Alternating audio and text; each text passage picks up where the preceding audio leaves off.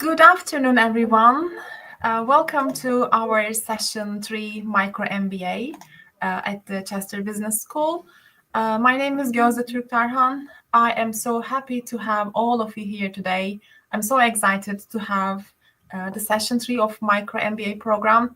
I have my co-host, Dr. Alex Fenton, with me today here. Hi, Gözde. Hi, Alex. How hi, are you? everybody. Thanks, everybody, for joining us again. It's a pleasure to be here.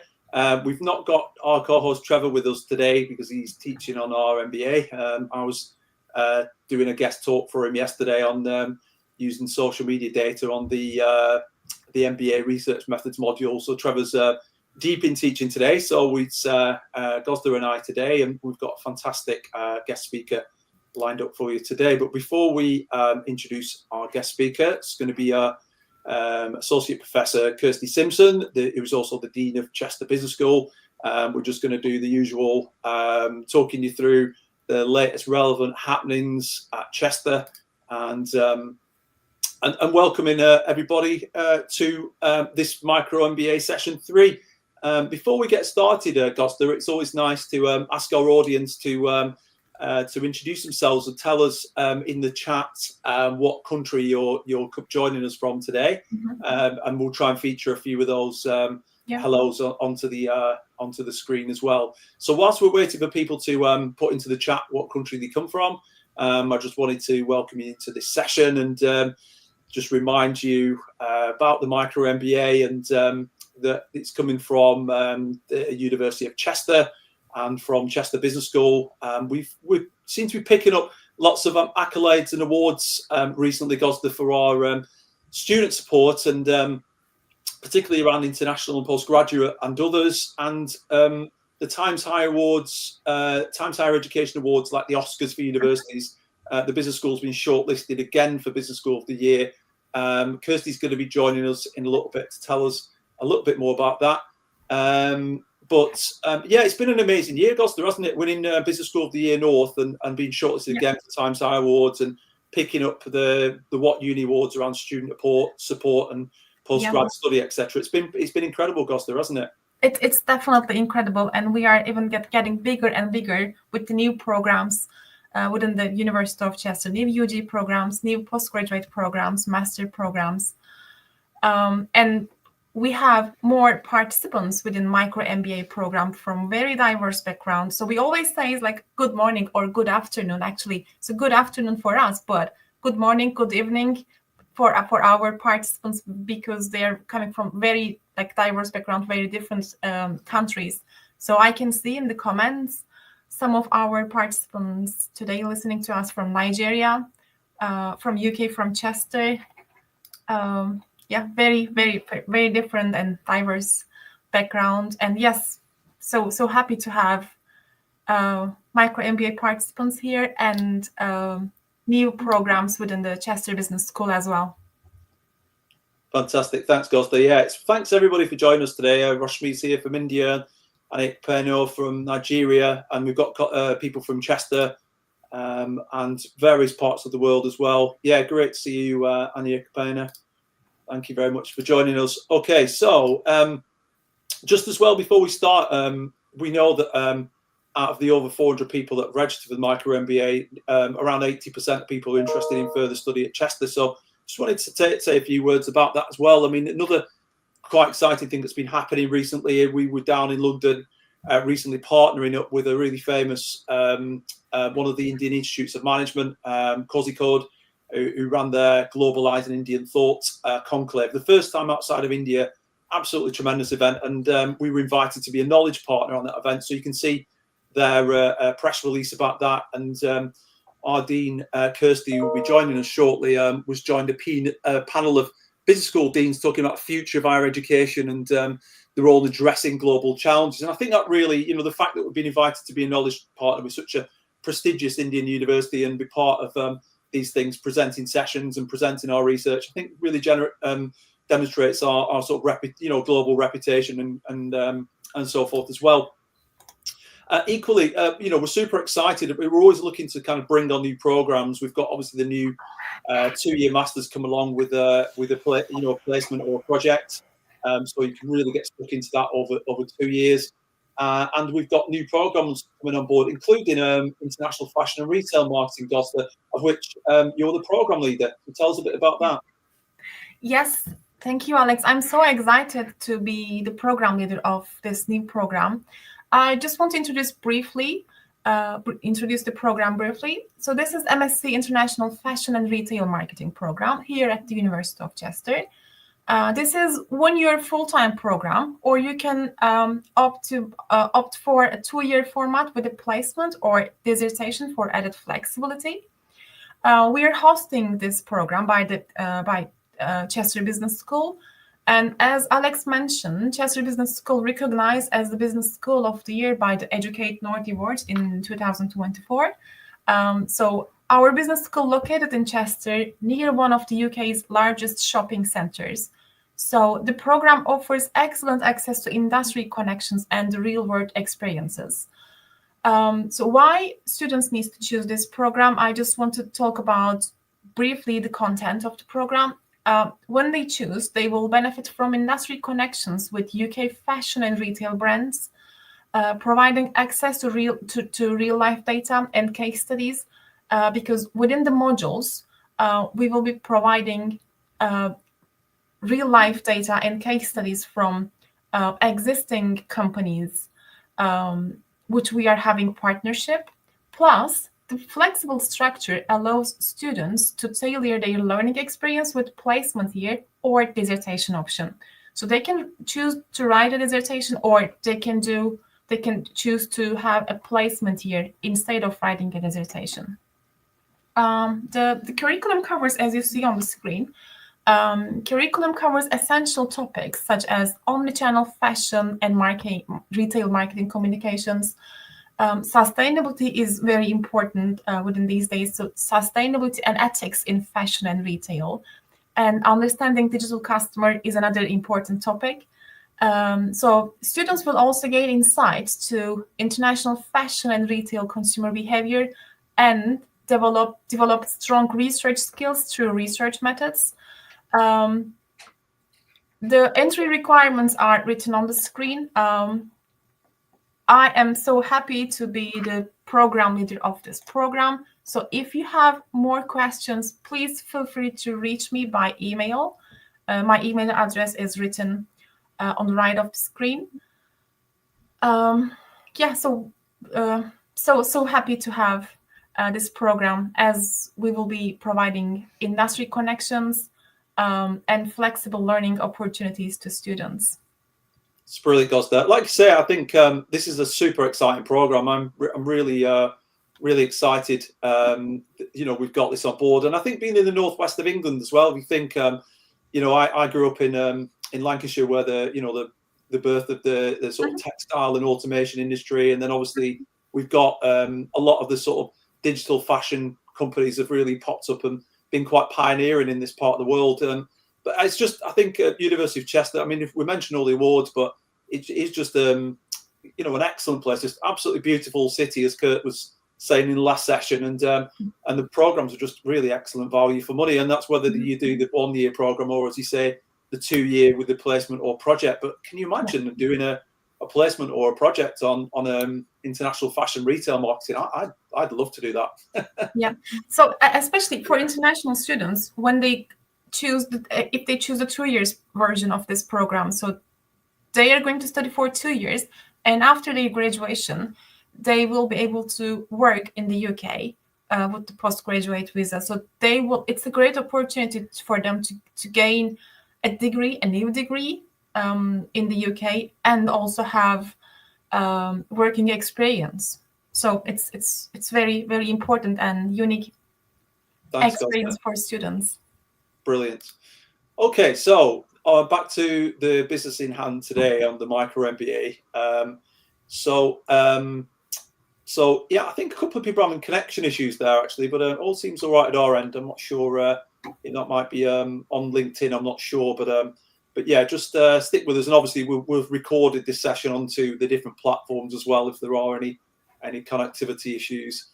From people from LinkedIn as well, if you're struggling, we are also live streaming to International Chester Facebook and also to Chester Business School YouTube. So feel free to do that. And obviously, if there are any issues, obviously the recording will be on those platforms as well. So don't worry about that. So if you've not registered already, you can Google Chester's Micro MBA and you'll find Chester AC UK /study/micro MBA, and you can find out more information and register there. As I mentioned, there are 8 one-hour sessions between October and January. We're now at session 3. I've mentioned that these sessions are all live streamed and recorded, and access to all sessions are on our learning management system alongside a final quiz and certificate as well. So that's all very exciting. So in terms of the learning outcomes of this program, we mentioned last time we've got these learning outcomes 1 per session. So here we are on session 3. Today we're going to be understanding organisational character through leadership frameworks to lead effective change and improve organisational dynamics. Costa, could just quickly talk us through what else is coming up in the next few weeks with the Micro MBA? Sure, Alex. Today, our Micro MBA journey continues with the session by Professor Kirstie Simpson. She will guide us through leadership and organizational culture. Today's session is designed to help us understand the dynamics of leadership and the impact of culture within organizations. The next session is going to be on the 29th of November at noon. We have organizational sustainability with Professor Juliana Powell-Turner. This important session will explore sustainable practices and strategies to help organizations through responsibility. After that, moving into December, we will have a finance session with Dr. David Acquaye on the 6th of December at 11:30 a.m. His session will cover financial fundamentals that are crucial for effective decision-making in any organizations. On the 18th of December at 10 a.m., Carrie Pimlett, she is one of our industry partners, also one of our PhD students. She will present a session on operations. We will delve into the operational aspects that keep organizations running smoothly and efficiently. After the Christmas break, we will back in January, starting with marketing on the 9th of January at 10 a.m. The speaker is going to be Professor Morvan McCarn. This session will focus on understanding and reaching our target audience effectively. And finally, we will conclude the series with digital transformation by you, Dr. Alex Fenton, on the 15th of January at 10 a.m. And this will be an insightful session into the evolving role of digital technologies in transforming industries and business models. I just want to mention one more thing about timings. All of these times are based on UK time. So as some of our participants are attending different countries, so please remember this. Please don't forget to convert the time on your timeline where you are living or where you will be living. So we are looking forward to an engaging and enriching journey with all of you. Brilliant. Thank you, Costa. Yeah, and just if you can't attend any of those live sessions, do try and attend live where you can. but obviously they will be recorded onto those 3 channels or onto onto the learning management system as well. Yeah, live. All right, can I add one more thing? I'm so sorry, Alex. Sure. Yeah. So attending live gives participants an opportunity to ask questions to our lecturers, our professors directly. But obviously, we are recording the session, so they can always go back and watch. But just in case, to be able to ask questions directly and connecting to our speakers directly. So attending live will be beneficial for the participants as well. Thank you, Gosta. Okay, then. So we've talked enough now, Gosta. So I am going to bring on Dean of Chester Business School, Kirstie Simpson, to stage. But Gosta, could you give Kirstie our customary welcome? Of course, it's my pleasure. Welcome, Professor Kirstie Simpson. Today's session will be by Professor Kirstie Simpson, the Dean and Associate Professor at the Chester Business School. In this session, we will explore how to understand organizations in a similar way to understanding individuals. We will identify key strengths and areas for improvement to help drive effective organizational change. Her session will provide us valuable insights into understanding and shaping organizational culture, an essential skill for effective leadership in today's complex business environments. Welcome again, Kirstie. The screen is yours. Thank you so much, Gosta, for that lovely introduction. And hello, Alex. It's wonderful to be with you all this afternoon. And just to share a few things from my perspective in relation to organizational culture, organizational character, but also how that links to success from an organizational perspective. So last week, my colleague, Kurt Ullman, provided you with a session on strategy, focused on strategy. And he highlighted the importance of differentiation, but more so, I guess, notions of strategy for the 21st century, including things like sustainability, which I'll talk to a little bit later on, social responsibility and social license. Now, I raise that because strategy is absolutely connected to culture. And culture is directly connected to an organization's workforce, their people. So many of you will have seen this quote, the top quote before, culture eats strategy for breakfast.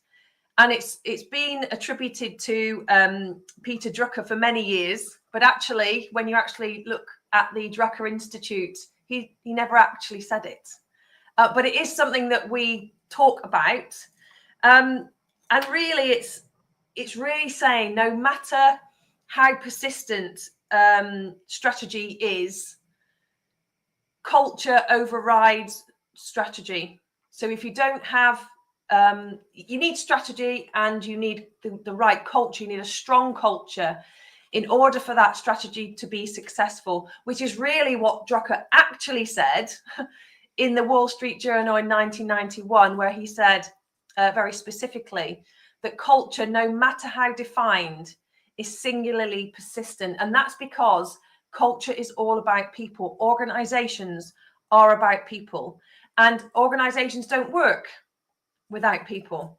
So we have to think about how important culture is and how really, I mean, Shine talks about this. Shine talks about culture containing strategy. So culture being the environment, the habitat in which strategy is operationalized. So my session links really quite nicely to Kurt's from last week. And it really kind of follows on from the process of strategy, the reality of strategy, why strategy is so important to gain competitive advantage. But actually that then feeds really nicely into, well, who delivers strategy and how is it delivered? And that's all within your organizational culture and how that is established and developed and then subsequently maintained. So one thing that Shine says is that any strategy not predicated on a company's existing culture will fail. because you're not able to enable your enable your people to really fulfill what you need them to do. And I'll talk a little bit more about that in a second. So some of you will have seen this before, I have no doubt, but it really describes culture in a relatively straightforward way, I think. So Edgar Schein was a contemporary of MIT, died earlier this year, but really wrote prolifically around culture. And this diagram is often shown as an iceberg. And the tip of the iceberg are the artifacts, the visible environment of an organization. So the things that you can see, the obvious things, the obvious symbols, if you like, of an organization. So maybe a uniform, things that you can see that are visible. And these things sit like above the waterline. If you imagine this as an iceberg.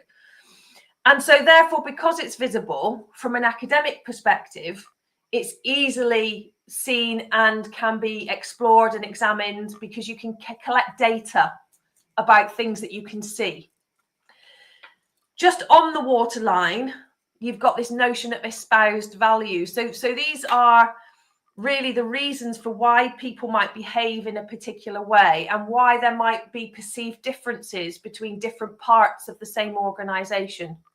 So, for example, there might be a particular stereotype attributed to the finance team, or a particular stereotype attributed to the marketing team or the HR team. And within the organization, it's how do those different teams work within that wider culture of the organization? And then underneath the waterline, those are the unconscious beliefs. Those are the predetermined, I guess, the way, why do people think and feel the way that they do in that organization? And those underlying assumptions are quite often taken for granted, but they are the absolute essence, if you like, of why and how the organization believes what it does and therefore behaves in the way that it does. But those underlying assumptions are really quite difficult to understand and pin down. And from an academic perspective, how do you investigate or examine what those are and where they've come from, particularly for an organization that's been established over a long period of time? Now, these different, the reason that it's illustrated as an iceberg, certainly from my perspective, is these things are all part of one whole and they interact with each other. So they're not necessarily separate. They're all part of the same organization, but they're just differently visible and interact with differently, I guess, overall. But if you're able to examine these different layers of the organization, you're able then to articulate your strategy in such a way that you can maximize the success, because you are understanding, to take Schein's words, the environment, the habitat in which that strategy can be operationalized. So if you know and understand the strengths of that habitat, know and understand the weaknesses or the challenges therein, you can then maximize the potential of your strategy. So there's a really nice link between strategic thinking and the culture within which that strategy is then executed. So on the right-hand side of the slide, you've got Schein's definition of organizational culture. So it's a pattern of shared assumptions that a group learns as it solves its problems. And learning is a really key part of what I will go on to talk about, as is solving problems. Because when we look to the future of business, for example, some of those problems we're not even aware of. So how do we start to think from a organizational culture perspective? How do we start to think about the types of individuals that we want to work in organizations that don't yet exist? So there's quite a few problems for us all as future managers and leaders within this subject. So one of the things that we say quite often from an organizational perspective at any level of organization or any type of organization is we often say that people are our greatest asset. And as I began this talk this afternoon, one of the things that is absolutely true is that strategy is just a piece of paper without people to put that piece of paper into practice. So people as our greatest asset is not an uncommon or illogical thing to say. It makes sense. However, people are unpredictable. They're not homogenous. People are different, and we want to celebrate difference. One of the key things about a healthy culture is that you have diversity within it, different ways of thinking, but you know and understand your purpose. And that's another link back, a good link back to strategy. You may all be different, but you are all within an organization for the same purpose. You are undertaking the purpose of the organization. So how do we square this quote then with, or maybe triangulate it really, with strategy and culture? So you've got strategy, how, or the what really. The culture is the why, and a little bit about the how. And then you've got the people that sit within that and have to put that into practice. And obviously we've got some significant examples, particularly the 2008 financial crisis. But we've got some significant examples of where people haven't been our greatest assets. So from a cultural perspective, a culture, organizational culture perspective, how do you know that? How do you know the type of person that you are recruiting? Obviously, we have recruitment processes, but how do we know what type of character they have, what sort of personality they have? And how do we know that they will be able to fulfill what we need them to do, either operationally or strategically, and strategically, actually, rather than or strategically? So one of the ways, and this is a way that I have utilized in my own work, is the Organisational Character Index. And this was developed by an individual called William or Bill Bridges back into the 2000s. And it's based on Carl Jung's psychology, or theory of personality type, really, which I'll say a little bit more about in a moment. But in effect, it utilizes the Myers-Briggs type indicator or a similar methodology to understand organizations.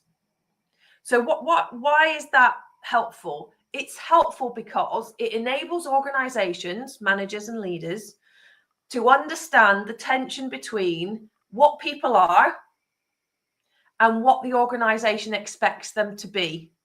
And that's actually quite helpful when you look at the previous slide in trying to understand, well, why as a leader and a manager, why do I feel like I keep saying things or and they're not being done or not being put into practice? Is there am I speaking a different language? You know what, there is this definite tension between the strategy, the culture, and the individual and the operationalization of the strategy. And there are 4 dimensions, if you like, within the Organisational Character Index. And this part of this is where it links back to Jung's theory of personality type. So Jung introduced into our language the notion of extroversion and introversion. So extrovert and introvert. And then Myers-Briggs then went on to utilize that in their Myers-Briggs type indicator questionnaire, which some of you may well have taken yourselves. So you may well know and understand how you as an individual and your character or personality type according to the Myers-Briggs questionnaire. And there's 8 categories of function and orientation to organizations that Bridges has then developed and enhanced. So we can start to understand the character of the organization. And Bridges maintains if you understand the character of the organization, you're then able to, and he talks about this idea of the organizational shadow, which I'll come back to later on. But this idea of the organizational shadow are really your weaknesses or your areas for development along the opposite end of the characteristics. So I'll maybe say a bit more about that in one moment. So, for example, if you are an extrovert according to this typology, then your shadow, your organizational shadow, would be more introverted. So it's trying to not say one is really good and one is really bad, because Bridges doesn't say that at all. But what he talks about is knowing and understanding, self-awareness, I guess, knowing and understanding who your organization is. So then you can manage change more effectively. Because if you're an extroverted organization, the way that you manage change, because you're externally focused, you need to consider your people. You might need to consider your people more, i.e. look inward in order to manage your organizational shadow and be more effective in your change management, for example. So there's some really helpful applications of knowing and understanding how you might develop this within an organization. So this was the 36 statements in the Organisational Character Index, and they are very similar to this. So in my work, I've looked at universities. So that's why I've got the UOX. So the University of X. Does that organisation pay more attention to the demands of its customers, which would be more externally focused, or to what it knows how to do best, which would be more internally focused? And then the work that I've undertaken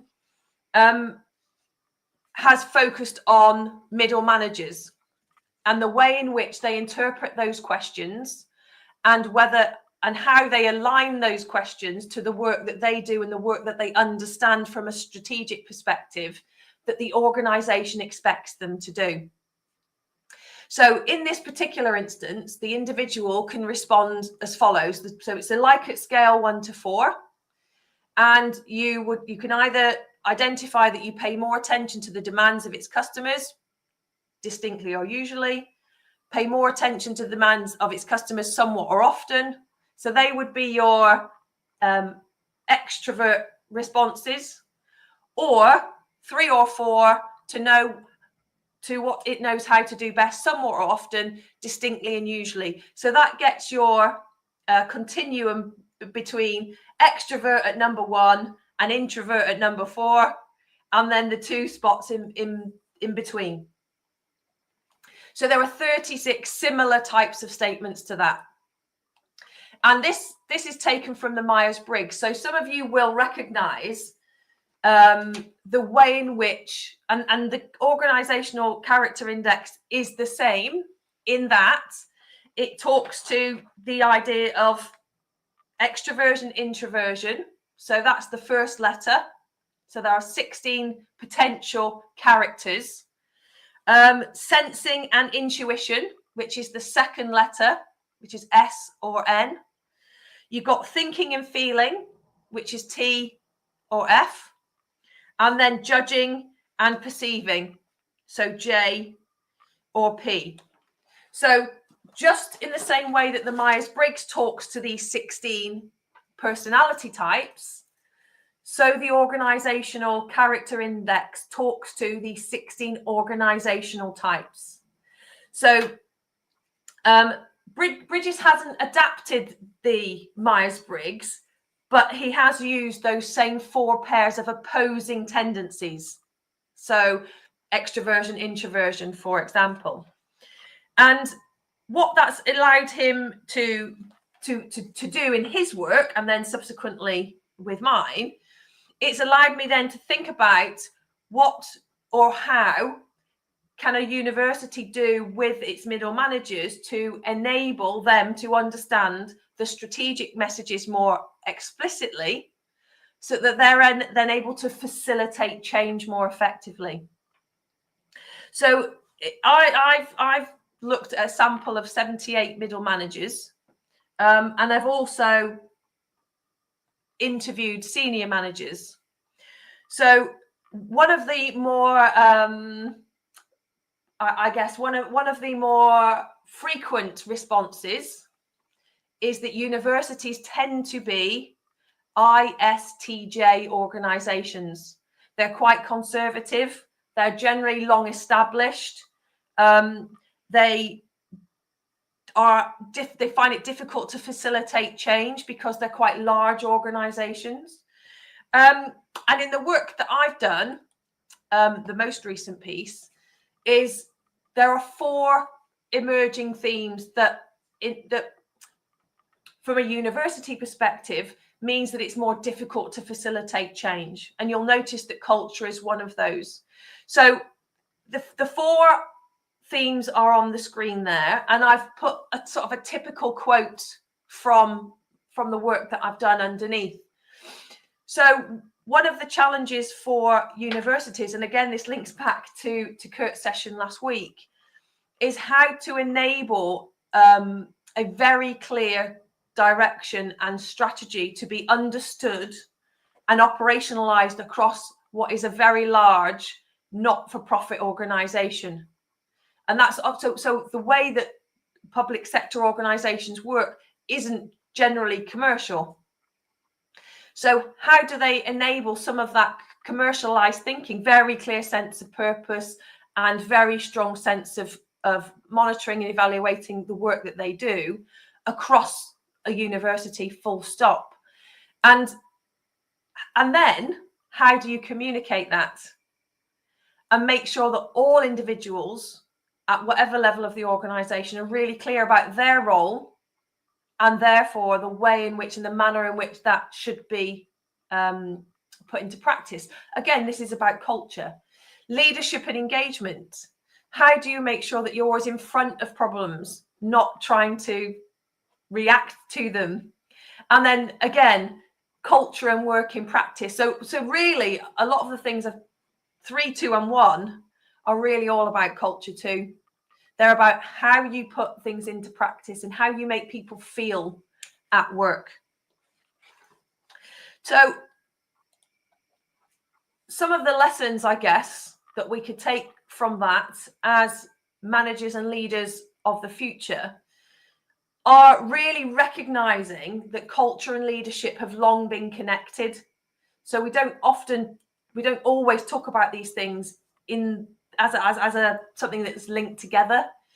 And actually, we can all do this as individuals. We can know and understand ourselves, because knowing and understanding ourselves is really validating and strengthening. So if you apply that across an organization, which I believe the Organisational Character Index does enable you to do, then you're able then to understand what you need to do as leaders and managers to facilitate an environment, the culture in which strategy can be realised. And that's really quite powerful. And understanding the culture of an organisation that you haven't established is really difficult, because part of the culture is established by the founder. And so if you've got a startup, for example, will have a very different culture to an older organization or even a midlife organization. So how do you, as an individual, you move to a new job, you get recruited, how do you start to understand the culture and what is your role in it? But you need to be open-minded and have a growth mindset in order to know and understand how you can best fit.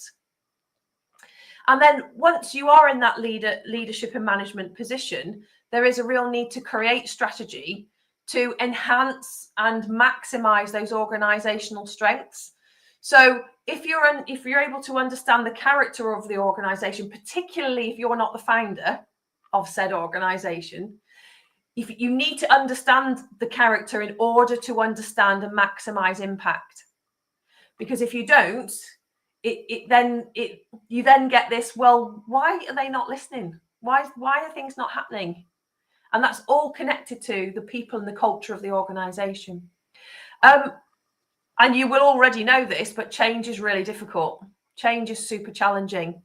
But it can be facilitated by understanding and developing this idea of the organizational shadow, those things against which you know, because you've examined your character, that are difficult and are at the opposite end of your culture.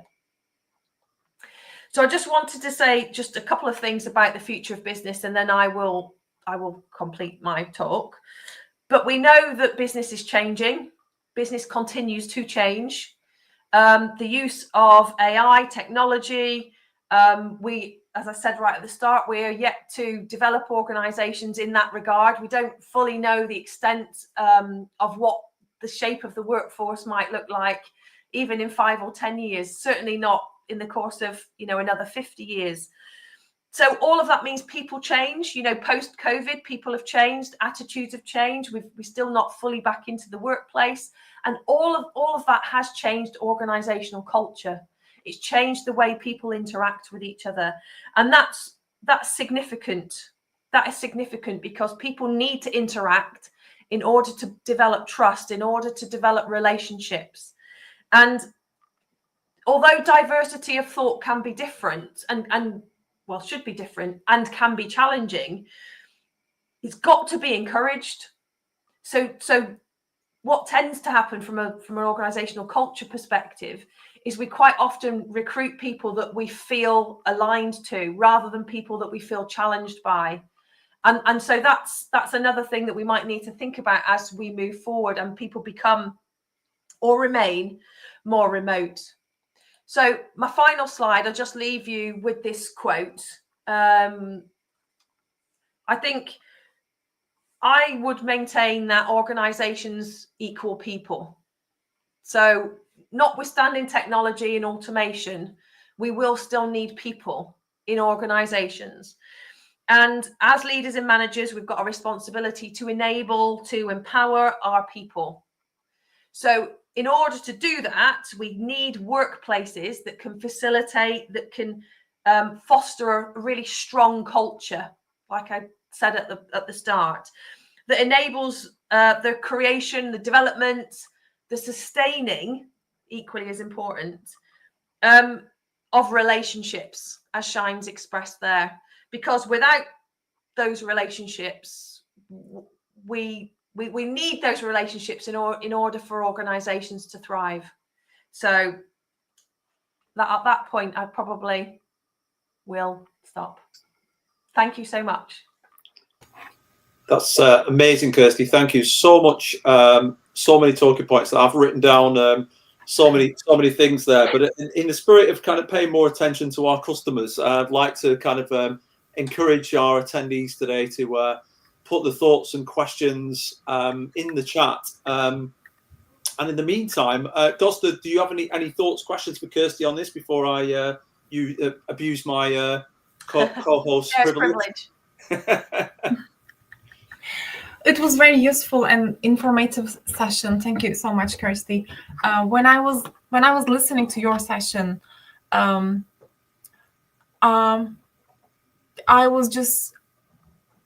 believe that's a very informative approach, like the importance of people in the workplace and personalities. So I was just thinking about like myself, my working environment, and my friends, and how their personality can impact their approach. So how important, as a manager, how important to manage the different personalities in the workplace in order to manage everything, all the workloads.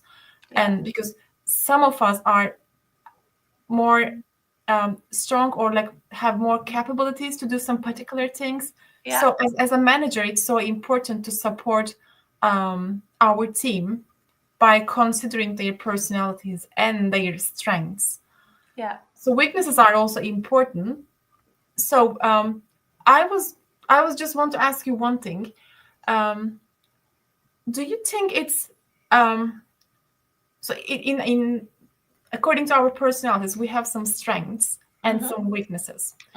Do you think we need to focus as managers? Do we need to focus on our team's strengths, or weaknesses in order to improve it? Great question. So I would start with, what is it that you are trying to achieve? So I still like this really strong connection back to what is our purpose and what is it that we're trying to do. So that takes you back to that sort of the idea of strategy. Yeah. So then within your strategy, you've got a really clear sense of what it is you're trying to achieve. Then you can match up with strengths, weaknesses of your people. So if you're not clear about what it is you're trying to do, that second piece is really quite difficult, because you're not in a great position to be able to say, well, Gosda's great at international fashion, so she's going to program lead that new program. Yeah. So that's what I would say. First of all, know and understand your purpose and what it is you're trying to achieve. Then understand your people. Understand where there are strengths that map to what it is you're trying to achieve, where there are areas for development, and where there are gaps. Because the gaps may not be filled even with the development. Yeah. Very clear. But those three aspects of your people need to align to and be constantly understood in relation to what it is you're trying to achieve. And certainly from a HE perspective, that shouldn't stay still forever. We should be constantly looking and enhancing our provision to make sure that our students, our customers, are as best placed as they can be in the future for the job role in which they want to go. So not only are we doing that with our own workforce, we're also trying to do that for and with our students, so they can understand their strengths, they can understand their areas of development, that they can become better employees through or potential employees through our programs. Yeah. And for me, Gosda, there's two things. There's the management of the processes through which that can happen. And then there's the leadership. Yes. And for me, you don't need to have leader in your title to be a leader. Definitely. And so you can enhance yourself, you can invest in yourself and support others without having to manage them. So I'm a strong proponent of that too. Yeah. Thank you so much, Kirstie. It's really interesting, Kirstie. Just on that point, obviously your people within your organisation, you've got, for example, kind of leadership, and then you've got customers, you've got stakeholders. So in a university, you might have your university leadership, you might have your academic staff, you might have professional services staff, and then you've got your students as customers as well, who are also kind of part of that. Do all these groups kind of count equally to an extent, or how do we, when we're thinking about the organisational character, how do we sort of account for the fact that there's almost different types of people within that organisation? Yeah, no, that's another good question, Alex, because from a cultural perspective, an organisation culture perspective, that tends to be set by the founder of the organisation, and that those historical links then pull all the way through. So if you think that when you recruit individuals, once you become established and you know and understand what your culture is, or maybe not, you recruit individuals in your own image. So who recruits? It tends to be middle to senior managers. So maybe not explicitly, but they're foregrounded generally because of their role, their more senior role in the organisation. That doesn't necessarily mean they're any more important from a cultural perspective, but they will have more. There will be more emphasis in the type of individuals that then reimagine the organisation's culture as it moves forward. Yeah, definitely. So the founder or the top person in the organisation's hiring those senior leaders are also going out and hiring other people. And I suppose to a certain extent, they're making decisions on who the stakeholders should be, or even to an extent who the customers should be. Yeah, And that what the strategy is. cascades down. Yeah. We've got quite an interesting comment here coming from someone following on LinkedIn saying, what a fascinating topic. I can see such symmetry between what you're saying, Kirstie, about your thoughts around the university's public sector and my own experience in the private sector. I often find the C-suite and other leaders often speak widely about the culture of an organisation, but then don't follow this through. And like you mentioned, actively communicate, promote behaviours that move towards that culture. Have you got any thoughts on that one, Kirstie? Yeah, I think it's really interesting, isn't it? Because culture, as I talked about, like the iceberg, what you can see in terms of often quite symbolic things that connect to status. You know, we talk about C-suite. Often that's in a corridor. It's got a lovely entrance to it. You know, there are status symbols attached to aspects of business that, whilst don't shout culture because they're inanimate, they actually talk to the way that organization is seen by others. And often the senior managers of an organization have a very strong sense of strategy because that's what their responsibility is, and also a strong sense of what their perception of the culture is. And if you've ever watched, you know, or what's that program like Secret Boss, or you know, because you'll have seen it, that the reality for that boss is often not the one that they've perceived at all. No, it's interesting. And the people on the ground don't have the experience that quite often the C-suite have.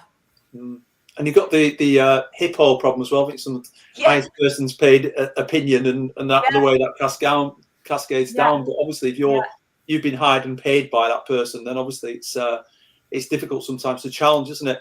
And they get airtime. You know, they'll be in the press releases. So if you're from the outside of an organisation looking in, obviously you will have, as a stakeholder or otherwise, just as an observer, you will have a perception of an organisation based on those externally facing artifacts or the evidence that you can see. But what you won't know is that, you know, what's under the waterline. You won't see those things as a stakeholder from the outside looking in. Even students wouldn't see that in quite the same way. Very true. I've got another question about that, but we've got a couple of questions in the chat there, Gosler. Do you want to introduce Of course, One of the questions is coming from Roshmi. Is complete product knowledge is mandatory for the managers or leaders in the organization? I would say no. I think you need to know your part of the organization really well, and you need to know how that links to other parts of the organization. But I don't think you need to know everything, because, you know, let's take a car. Each part of an engine of a car does what it does really well. But it's not and the car only works when each of those individual parts does its job well. And when one piece doesn't, the whole thing doesn't work so well. But it's not a homogenous thing. It's not one huge piece of engineering. It's a series of parts. And for me, that's the same as an organization. You've got to know your part really well, and you've got to know your influence and your effect on other parts of the organization well. But I don't think any one person can know absolutely everything. That would be my... I think it's helpful to know where to look, isn't it? Whether, you know, you've got good knowledge management and you can find answers, or, you know, you're hiring people that you can trust to do that job and own that piece of knowledge. And And equally, if you need to find something out, you know who to ask in order to find it out. But like I say, you can't know everything, I think, in the end. And that's an interesting point, Alex, because that comes back to culture. Because, you know, if you are an organisation that does communicate across the organisation, not within silos, if you're an organisation that is inclusive and diverse, then you don't need as any one individual to know everything, because you're working as that well-oiled machine, like that well electric vehicle in this day and age, let's say. But you're working as a team. You're not working as a series of individuals, and that's again that links really nicely back to culture and how you as an individual play your role in that culture of your organization. You know, culture isn't a thing that's done to you. You have choices. Yeah. So for me, you can be part of that culture and engage yourself. Yeah. Brilliant. Thanks for the question, Roshmi. Gusta, we've just got a few minutes left. If anyone else has got any questions, otherwise I've just got one last one, Gusta, unless you want to jump in. Please feel free, Alex. Okay. So just coming back, Kirstie, to you. I wonder if you could just put your model back for a second. Oh, yeah. Shine's culture model, which I think is really interesting. I've not seen this before, actually, but I think it's a really interesting way of kind of trying to understand, isn't it? But one thing that struck me is that there's quite a lot there around. We're a bit reliant on quantitative type data, aren't we? Like surveys to sort of understand, you know, like how our customers or how our staff are feeling about stuff, you know, pulse surveys and things like that, and they get attached to KPIs. But what struck me about this model is there's quite a bit in there about trying to understand culture, about kind of gathering more qualitative information there, isn't there? So, for example, often requires interviewing key members, for example, or you know, unconscious beliefs about how people perceive, think, and feel, which is quite qualitative. So I just wondered, obviously this is coming from MIT as well, which you see, you know, a kind of digital type of organisation. But I just wondered if you could explain, like, how should organisations, what kind of information should they be gathering in order to try and understand what the culture is, and then, you know, improve the situation, I suppose. Yeah, no, that's another great question, Alex. Thank you. So I do like thinking about this as an iceberg, because the visualization of an iceberg is such that so much is under the water. So really those espoused values are literally on the waterline, but everything else is underneath. And this diagram doesn't do that justice, in the sense that it looks like almost 3 more equal layers. But notwithstanding that, obviously artifacts are tangible. So that's why they are easy to see, easy to collect data about. Could be qualitative or quantitative, because you can see them. They are still, though, more difficult to interpret, because there's still some subjectivity in the way or the manner in which you would understand why the uniform is that color, or why that individual has that office in the corner. You know, it's still not necessary. It's still subject to interpretation. So studies in this area would tend to be more interpretivist. They would tend to be more relativist, because they are relative to the individual and or the organization. And obviously quite often, arguably, are ethnographic, because you're living often, rather than studying the organization from the outside looking in, which is difficult if you're not part of the culture. You can look at the artifacts, but not so much the espoused values or the underlying assumptions. You're in the organization.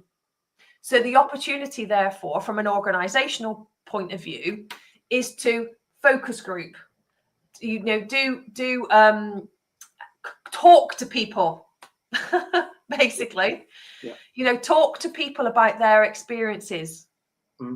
Just like we would do from a student perspective. It would be, you know, talking to colleagues, various colleagues across the organization, depending on the size of the organization, the shape of the organization, but talking to individuals about their experience. So pulse surveys are one thing, like you've said, and to me, it's a bit like the difference between monitoring and evaluation. Right. Doing a pulse survey to me is like monitoring. You are checking data with individuals on a regular basis, and that would probably connect to your KPIs. Evaluation is understanding what the heck that information means. Yeah. And that's the more tricky bit. And that's more sitting down with people to say, well, we got this score. What's your experience of that then? What could we do differently? How could we improve that? Yeah. So the why behind the numbers. Exactly. And it's often that bit that we don't get to. On that topic, we've got one last question. I know we're kind of almost out of time, but one of our professional doctorate students, Joel here, is actually coincidentally he's a middle manager himself, and he's looking at online ethnography and focus groups and a qualitative approach. And he's saying, in light of response to Roshni's question, do you find the overarching leadership might have one view of the organisational culture, but in reality, the middle managers may have a different vision for their team culture, and they are then at odds? Yeah. So is Jewel the name of the person? Yes. Jules. Thanks, Jewel, because that's exactly what I found. It's exactly what I found. So the middle managers in my study have got a certain perspective of the organisation, which is not the same as the perspective of more senior managers. And that's what we were saying right at the start. It's by understanding your organisation, you're able to understand what people are and can do, and then what the organisation expects of them. And what I guess I'm trying to work out next is how to translate those two stories to facilitate a more effective working dynamic, and therefore a more successful and effective organisation. But you're absolutely, that's exactly what I found. We've got different views.